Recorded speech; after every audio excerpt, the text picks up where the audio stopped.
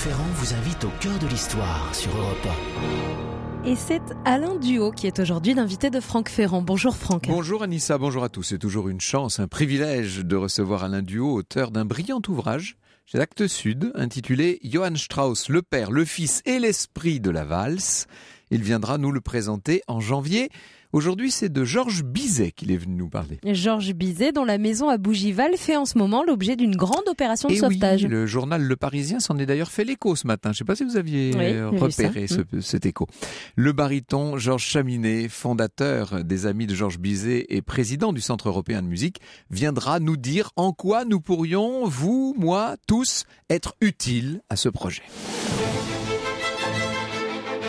Avant de filer à Bougival, je vous emmène dans le quartier de la Nouvelle-Athènes où a vécu Georges Bizet. Il est né rue de la Tour d'Auvergne, a été baptisé à Notre-Dame de Lorette. Il s'est marié à la mairie du 9e arrondissement le 3 juin 1869 avec Geneviève Halévy, la fille de son maître en musique. Et ensemble, ils ont loué un appartement rue de Douai au 22 où il mourra. Georges Bizet vient d'un milieu qu'on pourrait qualifier de musical. Un père, professeur de musique, un oncle qui l'était aussi, une mère pianiste. Il est inscrit au Conservatoire de Paris dès l'âge de 9 ans dans une classe de piano. 9 ans, ça veut dire 1 an avant l'âge requis quand même. Et il va y décrocher tous les prix possibles. Le 3 mars 1875, on peut dire qu'il va révolutionner l'histoire de l'opéra, puisque ce soir-là, à l'Opéra Comique, dans la salle qui est pleine à craquer, c'est la première de Carmen, œuvre en 4 actes.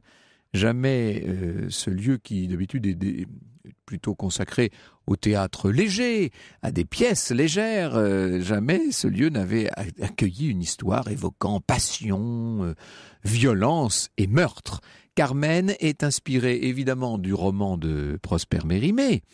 Vous savez que chez Mérimée, l'action se situe au début du 19e siècle à Séville et dans les environs. Eh bien, c'est le cas évidemment aussi chez Bizet.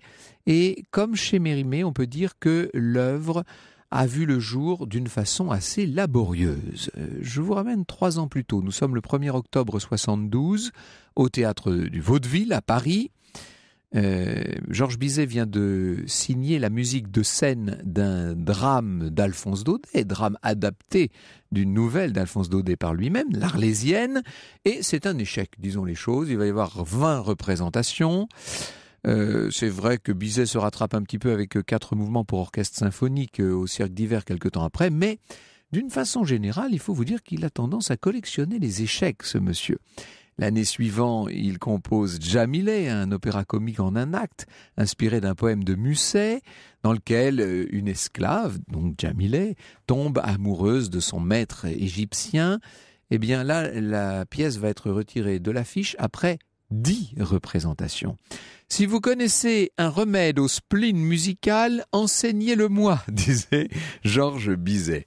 C'est dans ce contexte un petit peu morose qu'Adolphe Delevin et Camille Duloc, les directeurs de l'opéra comique, vont demander à Bizet de composer quelque chose de nouveau, quelque chose de neuf et d'étonnant. Bizet reçoit des commandes de l'opéra comique depuis 1860. Ses 2 amis librettistes, Henri Meillac et Ludovic Halévy, entre parenthèses, Halévy est un cousin de la femme de Georges Bizet, un cousin de Geneviève.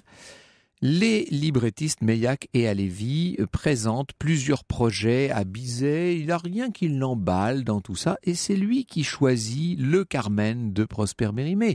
Carmen paru 30 ans plus tôt et dont l'action se situe à Séville. Son auteur est mort juste à la fin du Second Empire. C'est que Mérimée est mort avec le régime qui l'avait littéralement encensé. Il est mort en 1870. Et dans son dictionnaire amoureux de l'opéra, Alain Duhaut nous dit « Georges Bizet a beaucoup détruit, perdu son temps sur des projets inaboutis, beaucoup hésité, guère cru en lui. C'est sans doute là que gît l'un des paradoxes de ce compositeur qui a donné à tant de mélomanes l'envie d'aller en Espagne, lui qui n'y a jamais mis les pieds. » Et oui, c'est vrai que le paradoxe est quand même étonnant. En 4 chapitres, la Carmen de Mérimée est à la fois un roman court et une longue nouvelle. À l'époque de Bizet, c'est quelque chose, on peut dire, qui est tombé dans l'oubli. C'était paru pour la première fois en 1845 dans la revue des Deux Mondes, publié sans grand succès. Après, on en avait fait un volume quand même, hein, ça avait été suffisamment remarqué pour qu'on le publie à part. Et d'après des lettres qui ont été envoyées à son amie la comtesse de Montiro, qui n'était autre que la mère de l'impératrice Eugénie, Mérimée a commencé à réunir des éléments pour Carmen dès 1830, donc 15 ans avant la parution du fameux roman. Et il a fait un premier voyage en Espagne. Madame Gérard Douville, dans sa préface de Carmen en 1827, disait « L'Espagne le distrait ». Elle parle de Mérimée, là, à l'époque. Il a 27 ans, il envoie d'Espagne des lettres sur ce pays à la revue de Paris, qui publie ses souvenirs de voyage, pleins de couleurs, de tenues et de réflexions. Mais il a bien d'autres choses en tête et au cœur. Il rêve à ses amours finis, à l'inconstante qu'il n'oublie pas et qu'il voudrait oublier. Hors des cendres jetées sur le souvenir étincelant, la flamme sournoise rampe, s'élève, s'épanouit, danse, c'est déjà Carmen. Il fréquente les gitanes, les muletiers, les danseuses. Il observe de près les célèbres et triomphantes filles qui, dans les bouges des faubourgs, au grincement ventru des guitares, au claquement mortuaire des castagnettes, au bruit des mains frappant le rythme vivant, entraînent dans les mouvements de leur danse et le délire de leur corps toutes les convoitises. Mérimée fera un autre voyage en Espagne en 1840, mais ce n'est donc qu'en 1845 qu'il écrit Carmen. On dit en 8 jours, mais c'était la façon d'écrire de Mérimée. Hein. C'était un homme qui méditait longtemps et écrivait vite. Le 16 mai 1845, il dit « Comme j'étudie les bohémiens depuis quelque temps avec beaucoup de soin, j'ai fait mon héroïne bohémienne ». Le narrateur dans le texte de Mérimée est un archéologue qui est à la recherche de l'emplacement d'une bataille, qui va rencontrer à 3 reprises un bandit. Ce bandit, c'est José Navarro. Et la 3e fois, le bandit commence à lui raconter pourquoi il est en prison, pourquoi il attend d'être exécuté. C'est un brigadier qui a conduit en prison une cigarière, qui a blessé une de ses compagnes lors d'une dispute. Et alors lui a été séduit par la jeune femme, il l'a laissé échapper volontairement, ce qui lui a valu une dégradation, un emprisonnement. Et à la sortie, il a retrouvé Carmen, sauf que il y a eu une rixe, il a tué son lieutenant, il a dû rejoindre une bande de contrebandiers dont elle faisait partie. Et jaloux, il a tué un certain Garcia qui était le mari, entre guillemets, de Carmen. Et puis finalement, il a tué Carmen elle-même parce qu'elle aimait un autre homme. Je la frappais 2 fois. Là, c'est Mérimée qui écrit en laissant parler le bandit José. C'était le couteau du borgne que j'avais pris, ayant cassé le mien. Elle tomba au second coup sans crier. Je crois voir encore son grand œil noir me regarder fixement, puis il devint trouble et se ferma. Je restais anéanti une bonne heure devant ce cadavre. Certains affirment que Mérimée a fait mourir son héroïne pour se venger d'une histoire d'amour, en vérité. C'est ce que nous dit Madame Gérard Douville. Carmen, c'est un vieux chagrin d'amour déguisé en jeune bohémienne. C'est le privilège des artistes d'assassiner leurs amours méchantes dans le secret de leur imagination et de faire expier ce crime par un comparse. Si Bizet choisit Carmen, c'est parce qu'on est en pleine mode hispanique aussi. Pensez à la peinture de Manet, pensez à tout ce qui faisait plaisir aux gens à l'époque. Et dans son futur opéra, Bizet va d'ailleurs incorporer une habanera, L'amour est un oiseau rebelle, elle-même inspirée d'une autre habanera d'un compositeur basque espagnol, Sébastien Iradir. Et il insère une seguedille, une danse espagnole originaire d'Andalousie, près des remparts de Séville, chez mon ami Lias Pastia. Franck Ferrand vous conte l'histoire sur Europe 1. Nous sommes au cœur de l'histoire de Georges Bizet. C'est donc une après-midi musicale que vous propose Franck Ferrand. Georges Bizet, c'est le célèbre compositeur de Carmen. Alors avant de poursuivre son histoire et l'histoire de cet opéra, je me pose quand même une question. Vous saviez, Franck, comment il composait, dans quelles conditions il composait, Georges Bizet ? Alors, il lui fallait du calme. C'était un amoureux du calme, Bizet. Et pour travailler tranquillement, il va louer, avec sa compagne, une villa au bord de la Seine, à Bougival. Nous allons aller la visiter, cette ville-là, tout à l'heure, bien entendu. Très jolie petite ville, Bougival, dans les Yvelines. Il n'est pas le seul à s'être installé là-bas. Des gens comme Tourguenieff, comme Berthe Morisot, évidemment, on pense à Renoir, à Sisley, etc., avaient fait de Bougival un port d'attache. Jusqu'à l'été 74, donc pendant près d'1 an et demi, Bizet travaille sur la partition, 1200 pages en tout. Il s'acharne. Ça va avoir une incidence sur son couple, puisqu'il se dispute souvent avec Geneviève. Ils vont même même se séparer pendant 3 mois, tellement ça se passe mal cette affaire, et les répétitions aussi seront difficiles. Il faut vous dire que tout est né difficilement dans cette affaire de Carmen, puisque le patron de l'Opéra-Comique, un des 2 directeurs, Adolphe Delevin, ne voulait pas d'un sujet comme ça. Quand il prend connaissance du sujet, nous dit Alain Duhaut, il s'épouvante. Montrer sur la scène de l'Opéra-Comique, rendez-vous des familles, lieu habituel des entrevues de mariage, l'assassinat de Carmen par son amant, et cela dans un milieu de voleurs, de bohémiens, de cigarières, c'est impossible, c'est impensable. Et oui, sauf que Camille Dulocle a racheté les parts de son associé, il est maintenant le seul commanditaire de l'Opéra-Comique, et lui, il va soutenir Carmen. Alors, les librettistes ont quand même changé des petites choses par rapport au texte initial de Mérimée. Ils ont ajouté le personnage d'Escamillo, bien entendu, qui va devenir le rival de Don José d'une certaine manière. Ils créent le personnage de Micaëla, la petite fiancée tout en douceur de Don José, pour créer un petit peu de romance dans tout ça. Les répétitions donc ont commencé en septembre 74. Les chœurs refusent de bouger en chantant. Le chœur des cigarières paraît donc inexécutable, tellement ça paraît incroyable. On n'a jamais chanté comme ça. 2 mois de travail intensif. Et puis, nouveau problème, la cantatrice qui avait été prévue se récuse. Et finalement, c'est une jeune mezzo qui est choisie, Célestine Gailly-Marié. Elle a 35 ans, près de 35 ans à l'époque, elle a cette voix de mezzo qui la rapproche, si vous voulez, de la tessiture masculine du ténor. Hervé Lacombe, dans le catalogue d'exposition de l'Opéra-Comique et ses trésors, nous dit « Mezzo-soprano peu à l'aise dans le grave, elle est sur le plan du caractère espiègle et vive, déterminée aussi, qualité essentielle pour imposer ses vues lors des répétitions. Physiquement, elle est de petite taille et possède un joli minois. Gailly-Marié fait partie de ces artistes qui ont transformé peu à peu le jeu théâtral. Elle ne chante pas un rôle, elle l'incarne. Corps, voix, gestes, costumes forment un tout dont le but est de faire spectacle autant que de créer une émotion et une impression de vérité.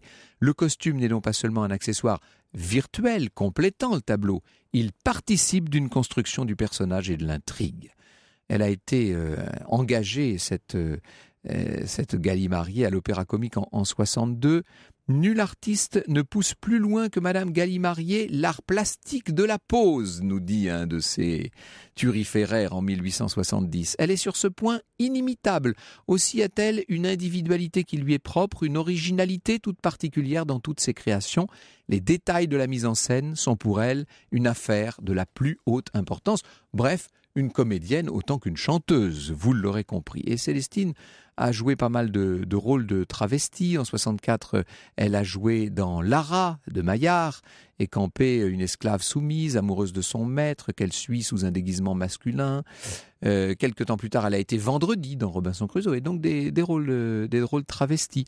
Pour jouer le brigadier, pour jouer Don José, Bizet a choisi un ténor, évidemment. Pour la jeune navarraise Micaëla, un soprano, une soprano, et puis pour le toréador, un baryton, bien entendu, Escamillo de Grenade.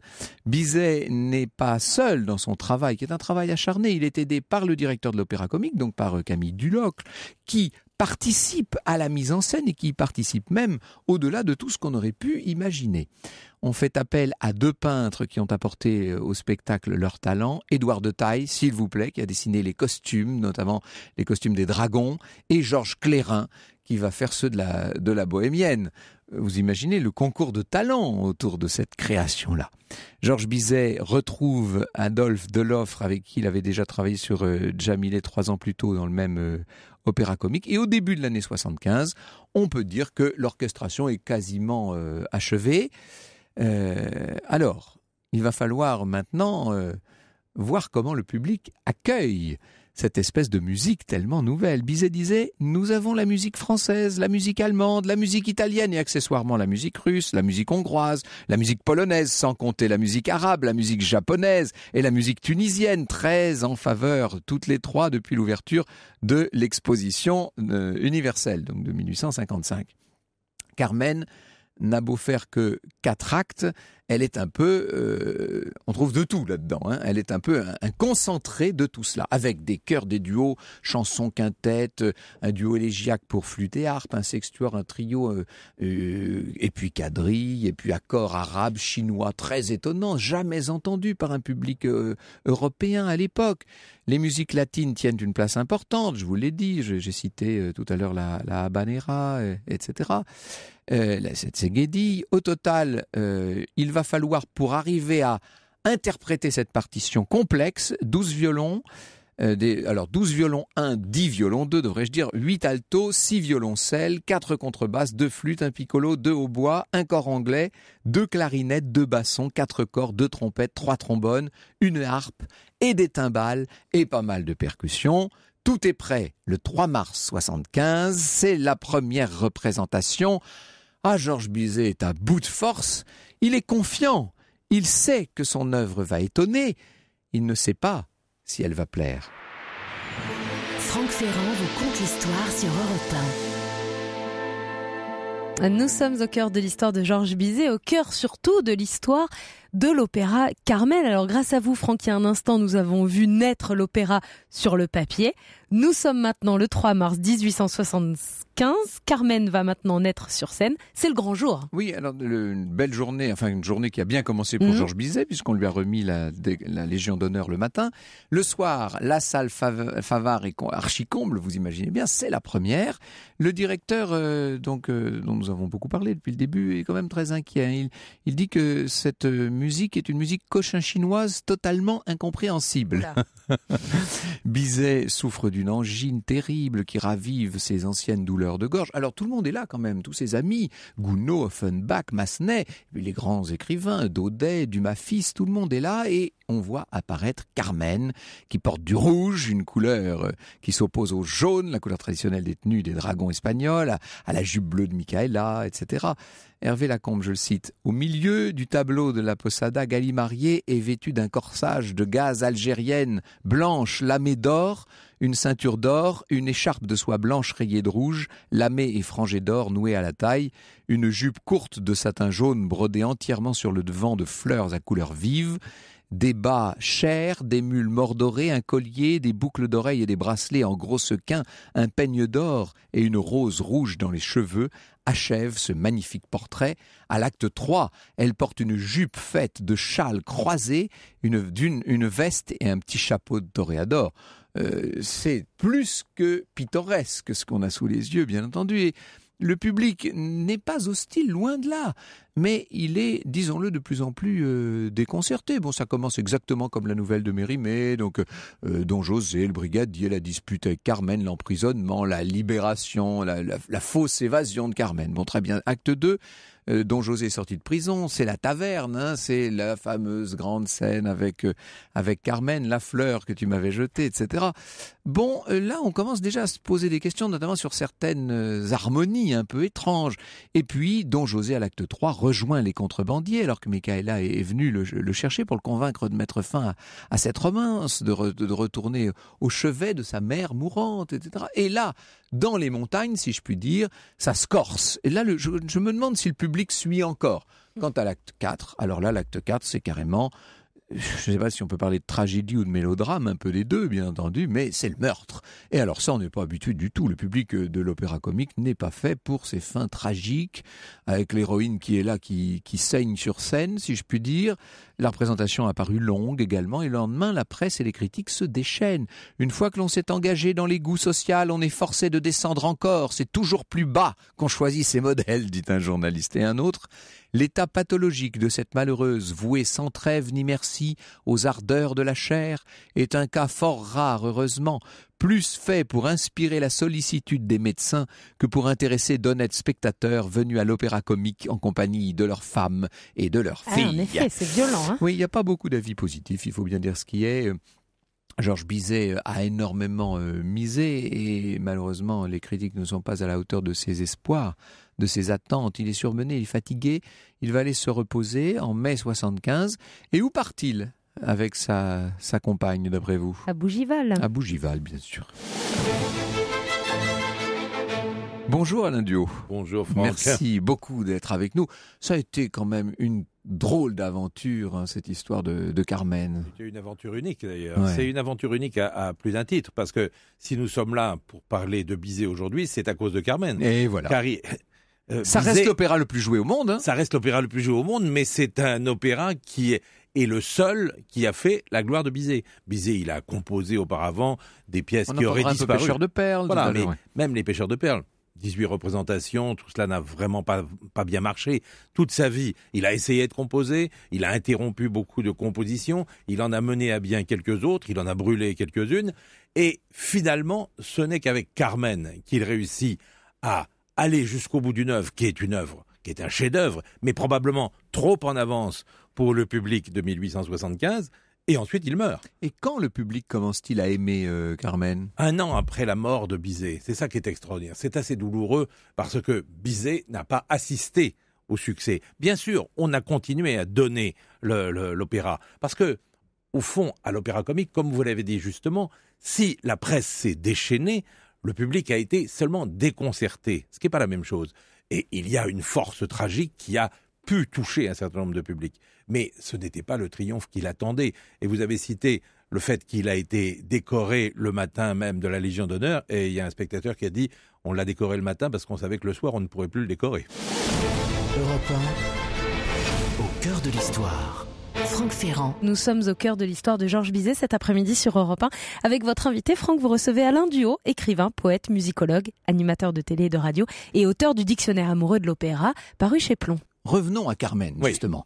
Le soir de la représentation, les grands compositeurs du temps sont dans la salle et eux apprécient, il faut le Ils dire. apprécient. Le public est surpris, décontenancé, certains profondément choqués, d'autres un peu moins, et la presse déchaînée contre. La presse, là, véritablement, se trompe totalement. Mais petit à petit, on va continuer à donner Carmen.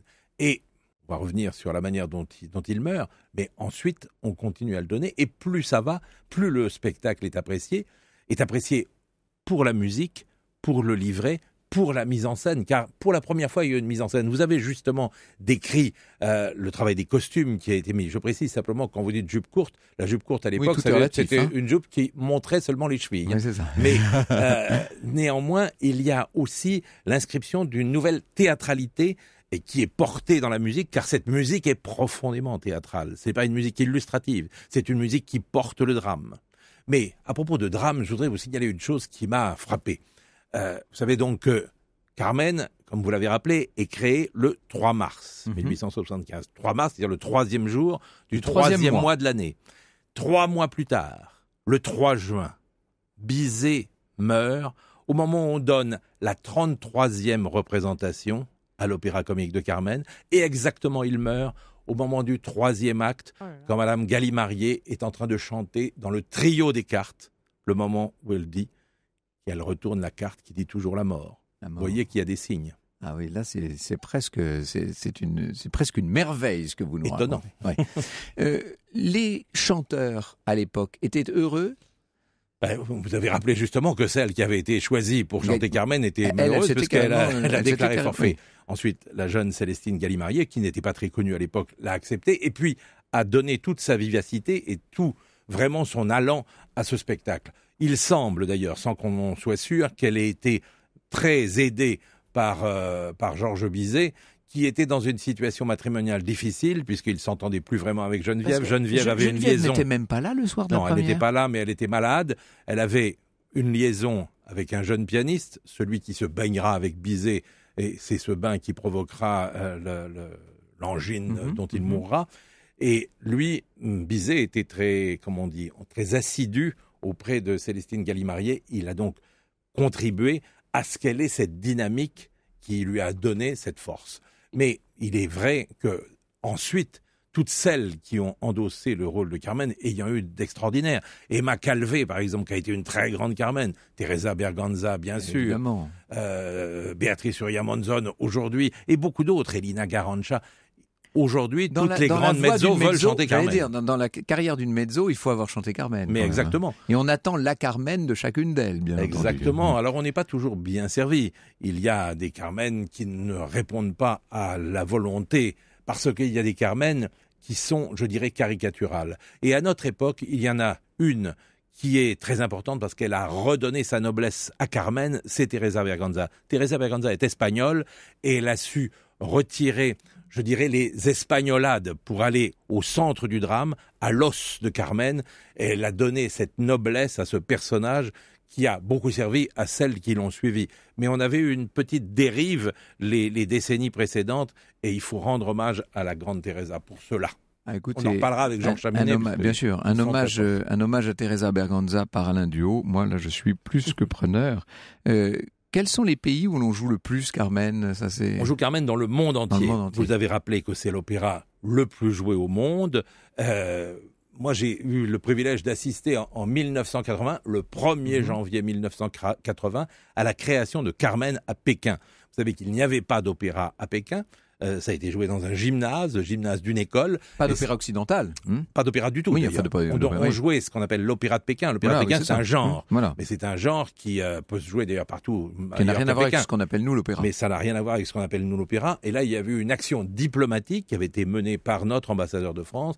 Et une sorte de, vous savez, il y a eu la diplomatie du ping-pong avant la reconnaissance de la Chine. Eh bien, c'était une diplomatie de la culture qui était censée favoriser des relations entre l'Occident et la Chine, et particulièrement entre la France et la Chine. C'était un chef français. Donc juste après la mort de Mao, là, on est vraiment... Exactement, oui, 1er janvier 80, un chef français, Jean Périsson, un metteur en scène français, René Terrasson, une ancienne chanteuse française qui avait chanté beaucoup et qui a servi de chef de chant, et une distribution qui était entièrement chinoise, avec une chinoise qu'on avait vue arriver le jour de la représentation en vélo avec son petit masque, parce qu'à l'époque, il n'y avait pas des limousines et tout ça, vous savez. Et elle était arrivée, elle avait chanté, et on avait assisté donc à ce Carmen. Et ça a été un scandale de nouveau. C'est-à-dire que Carmen était toujours active, et ça a été un scandale. Pourquoi ? Bien sûr, parce qu'il y a toujours le puritanisme de toutes les dictatures, mais aussi parce que un soldat qui prend parti contre son supérieur dans un régime militaire, vous imaginez ce que ça veut ? À mon avis, c'est plutôt ça qui devait déranger les hiérarques du parti. Europe 1 au cœur de l'histoire. Franck Ferrand. Nous sommes au cœur de l'histoire de Georges Bizet aujourd'hui sur Europe 1 avec votre invité Franck. Vous recevez Alain Duhaut, il est écrivain, poète, musicologue, animateur de télévision et de radio et vient de nous rejoindre en studio Georges Chaminet, baryton, fondateur de l'association des Amis de Georges Bizet, président du Centre européen de musique et il a lancé une campagne de financement participatif pour sauver cette maison de Georges Bizet à Bougival. Alors, il faut que vous nous présentiez, cher Alain Duhaut, que vous nous présentiez Georges Chaminet. C'est à vous de le faire. Alors, Georges Chaminet, comme l'a rappelé Aïssa, c'est un baryton. Je salue d'ailleurs tout de suite Europe 1, bravo, défendre la langue française, dit pas crowdfunding, mais financement participatif. Bravo. Georges Chaminet, c'est un baryton, on va l'entendre dès qu'il va parler, mais c'est un baryton qui est espagnol d'origine et qui est aussi français. Je dirais qu'il est aussi français qu'espagnol. Il a été célèbre sur toutes les scènes européennes, entre autres pour son interprétation d'Escamillo, et il a ce qui caractérise au fond ce qu'on aime. Il a la passion. Cette passion qu'on retrouve dans Carmen, qui était la passion de Bizet, il l'a avec ce combat qu'il mène pour Bizet et singulièrement pour Bougival. Je l'ai entendu un peu partout, dans différentes enceintes. Quand vous l'écoutez, si vous n'êtes pas convaincu qu'il faut aussitôt vous précipiter pour aider cette action, eh bien, c'est que vous n'avez rien compris. Vous comprendrez aussi en entendant... Vous saurez ce qu'il vous reste à faire. Vous comprenez en entendant sa voix parler, ce que sa voix chantée peut donner, car il a ce qui fait un grand baryton, ce timbre avec cette profondeur intérieure, cette projection, et puis cette vibration qui ne vient pas que de la voix, qui vient de l'âme. Georges Chaminet. Il faut dire bonjour Georges Chaminet. Merci beaucoup Alain. Merci d'être avec nous cet après-midi. Il faut dire que vous avez chanté Bizet, vous avez participé à des Carmen inoubliables. Absolument. Nous avons Escamillo à cette table. J'ai participé surtout une mythique qui est celle de l'Expo universelle de Séville en 92, avec donc Plácido Domingo qui dirigeait, Teresa Berganza Carmen, José Carreras, il était le Don José, Maria Bayo était Micaela. Formidable. Donc c'était le premier spectacle lyrique. Je me souviens, il y avait Gérard Depardieu et Victoria Abril qui le présentaient pour le monde entier. Donc ça a été un grand moment. Bon, du coup, on n'ose même plus vous adresser la parole, mais expliquez-nous, en dehors de cela, ce qui vous attache à Bizet, encore aujourd'hui et toujours. déjà, je suis très attaché à ce phénomène que pour moi, naturel, géographique, mais qui n'a pas existé entre la France et l'Espagne, c'est les Pyrénées. Les Pyrénées n'ont jamais existé entre France et l'Espagne en musique. Et donc, Bizet est un des représentants de ce pont extraordinaire, tellement créatif, qui a toujours existé entre la musique espagnole et la musique française. Donc, naturellement, je me suis intéressé à Bizet parce que j'avais des rôles. Il y a un rôle aussi que j'apprécie énormément, qui est le rôle de Ralph dans La Jolie fille de Perthes, qui est Jolie fille de Perthes aussi, qui est un opéra magnifique de Bizet et peu donné. Et donc, si vous voulez, cette œuvre majeure dans la littérature opératique, mais pas simplement de Bizet, m'a toujours fasciné. Fasciné aussi sa vie. C'est un compositeur qui meurt à l'âge de 36 ans, comme Mozart. Et tout à l'heure, Alain Duhaut disait quelque chose de fascinant, c'est cette coïncidence avec le chiffre 3. Et il va mourir à l'âge de 36 ans, le 3 du 6, le 3 juin. Et au moment, donc, où Célestine Gallimarié tire la carte de la mort, et à ce moment-là, et on a les preuves du régisseur général de l'opéra comique, elle tombe dans les pommes. Elle est retirée de scène. Et quand elle revient à ses esprits, elle dit « Bizet est mort ». C'est magnifique. Il était là, son esprit en tout cas devait l'être. Donc cette tragédie de Carmen, cette tragédie de la vie de Bizet, et vont me fasciner depuis toujours. Il devait même produire un Ivan le Terrible, qui n'a pas vu le jour. Il a produit, il a été fait, il n'a pas terminé, il a été créé à Bordeaux. Bizet est un polyglotte musical, vous savez, Franck. Et c'est ça qui est extraordinaire. Mais justement, tout à l'heure, j'ai lu, et je m'en veux de l'avoir fait de façon beaucoup trop tronquée, parce que je pense qu'on n'a pas compris ce qu'il voulait dire. Il critiquait le fait qu'on puisse séparer, couper la musique en petits morceaux et dire il y a une musique comme ci, une musique comme ça. Le mieux, puisque vous m'avez apporté le texte, Alain Duhaut, c'est que vous nous lisiez un texte qui est un texte de Bizet, un texte qui est daté de 1869 et qui s'attaque bille en tête à l'esprit de système en musique. Mais vous avez raison, c'est un texte qu'il a composé pour la Revue nationale. Depuis quelques années, l'esprit de système a fait en art des progrès inquiétants. De là cette polémique stérile, ces discussions arides qui égarent, qui dévorent, qui énervent les organisations les plus courageuses, les plus robustes, les plus fécondes. De là aussi ces divisions, ces subdivisions, ces classifications, ces définitions quelquefois obscures, souvent erronées, toujours inutiles ou dangereuses. On chicane au lieu d'avancer, on ergote au lieu de produire. Les compositeurs se font rares, mais en revanche, les partis, les sectes se multiplient à l'infini. L'art s'appauvrit jusqu'à la misère, mais la technologie s'enrichit jusqu'à la diffusion. Jugez-en vous-même. Nous avons la musique française, la musique allemande, la musique italienne, voilà, c'est ce que vous disiez. Et accessoirement la musique russe, la musique hongroise, la musique polonaise, etc. Sans compter la musique arabe, la musique japonaise, la musique tunisienne, très en faveur tous les trois depuis l'ouverture de l'exposition universelle. Nous avons aussi la musique de l'avenir, la musique du présent, la musique du passé, puis la musique philosophique et politique, récemment découverte par un journaliste de talent. Nous avons encore la musique mélodique, la musique harmonique, la musique savante, la plus dangereuse de toutes. Et enfin la musique canon, j'en oublie. Nous aurons demain la musique à aiguille, à hélice, sa pompe foulante et refoulante surtout. Quelle galimatia! Pour moi, il n'existe que deux musiques, la bonne et la mauvaise. Eh bien, il n'a rien à changer. Ça date de 1869, vous l'avez dit, Franck. En 2017, je signe des deux mains, c'est la même chose. Oui, c'est la même chose. Et ça montre qu'il avait de l'avance, pas seulement en musique, mais aussi en observation. On veut décrire, définir, ranger dans telle et telle catégorie, alors qu'après tout, ça reste de la musique. C'est ce qu'il a non seulement cru et pensé toute sa vie, mais c'est ce qu'il a démontré par ses œuvres, et tout particulièrement par Carmen, dont le moins qu'on puisse dire est qu'elle va loin, cette œuvre-là, dans les innovations plastiques. Tout à fait. C'était pas le seul but de Bizet. Je crois que Bougival, pour cela, représente quelque chose que pour moi j'appelle l'esquisse d'une conscience européenne. Et il y avait à côté de lui Pauline Viardot. Eh oui. Pauline Viardot, c'est un des personnages les plus fascinants et les plus extraordinaires de la musique du 19e siècle. À 4 ans, elle est sur les genoux de Da Ponte à New York, avec la compagnie Garcia, qui fait pour la première fois Barbier de Séville et Don Juan.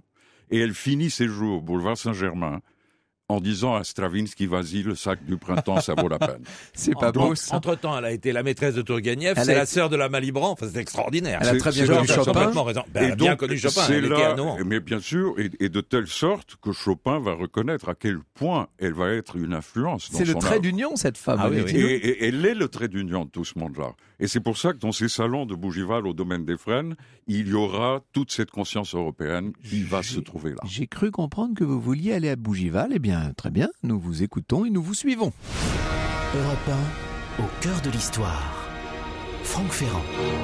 Nous sommes au cœur de l'histoire de Georges Bizet depuis 14h sur Europe 1. Il est temps maintenant, Franck, d'aller sur les pas de Georges Bizet. Nous allons donc à une vingtaine de minutes de Paris, à Bougival, découvrir cette maison de Georges Bizet. Et une campagne de financement participatif a été lancée pour sauver cette maison par votre invité, Georges Saminet. Décrivez-nous là, cette maison, Georges Chaminet. Cette maison, c'est une belle maison au bord de la Seine.